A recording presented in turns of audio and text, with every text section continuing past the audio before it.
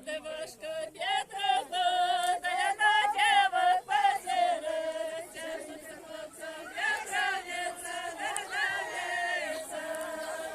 Засидели хлопцы молодцы, на колодце, доставили шапку молодцы, доставили шапку ловили, запашили шапку мерили. Один каже шапка, Другий каже, жабка.